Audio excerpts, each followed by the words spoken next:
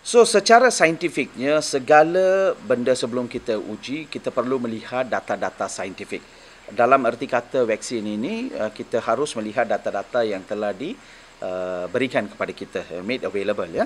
Setakat ini dua jenis vaksin telah mendapat kebenaran dan sudah mula digunakan di luar negara.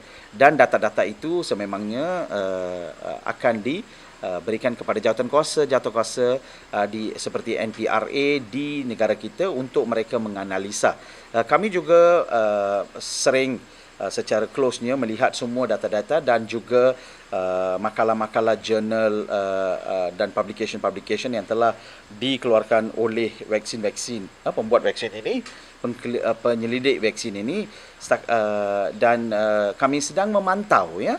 Baru dalam sebulan ini kita melihat hampir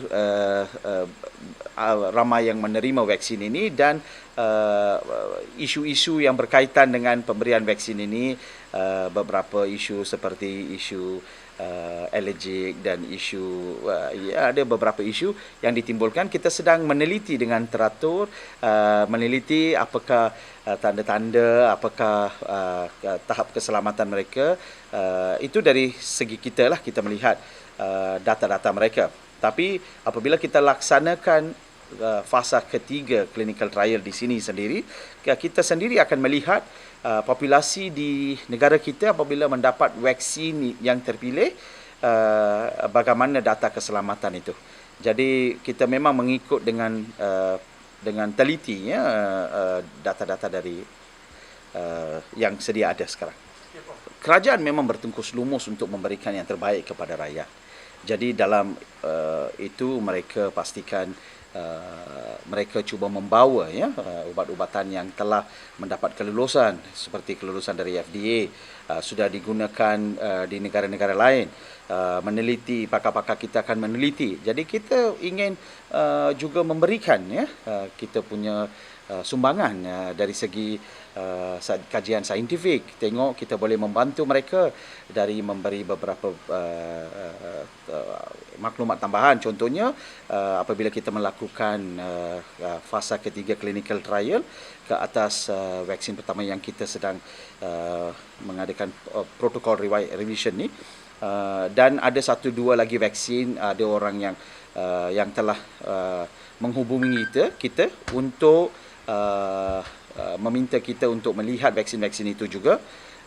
Jadi apabila kita lakukan kajian-kajian ini, pastinya hasil dapatan kajian ini akan kita kongsikan kepada jawatankuasa dan juga akan diberikan kepada contohnya NPRA dan semua yang terlibat untuk kajian, untuk pertimbangan mereka untuk melihat.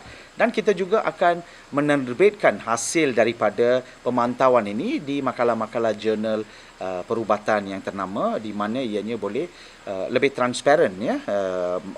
Dan apabila kajian ini dilakukan di negara kita sendiri, ianya akan memberi lebih jelas lagi ya di mana keberkesanan vaksin ini pada rakyat kita apabila diambil.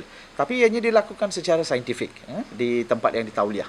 Sekarang ini kita sedang sibuk meneliti protokol itu dan membuat kajian-kajian yang lain juga, di mana kajian tentang apakah pandangan dan dapatan daripada rakyat biasa. Adakah mereka rasa vaksin boleh diambil, adakah vaksin-vaksin pada masa ini selamat diambil. Banyak keraguan ditimbul, tapi kami sedang mengumpulkan data, tapi rata-rata kami dapati bahawa ramai yang masih ragu-ragu kerana terdapat pelbagai informasi, dan kebanyakan informasi yang kita dapat ini datangnya daripada orang-orang yang tidak bertauliah. Kadang-kadang ianya hasil daripada forward saja message dalam WhatsApp group ataupun di Facebook atau di mana-mana ya. Jadi tiada datang daripada sumber yang sah. Jadi saya sarankan pada waktu ini untuk semua pastikan dapatkan sumber maklumat mereka daripada sumber yang sahih. Jadi salah satu daripada benda yang RMTC lakukan adalah memastikan bahawa pakar-pakar yang bertauliah meneliti sumber-sumber yang ada dan menjalankan beberapa kajian maupun daripada kajian dari segi saintifik seperti menemuduga orang, mengambil data daripada clinical data, dan kami juga ada bergabung tenaga dengan beberapa lab yang ditauliakan oleh kementerian dan menjalankan beberapa kajian, ya. Jadi setakat ini kita punya permulaan, ya, kita agak baik dari segi kajian-kajian dan juga benda-benda yang kita lakukan berkaitan dengan COVID-19.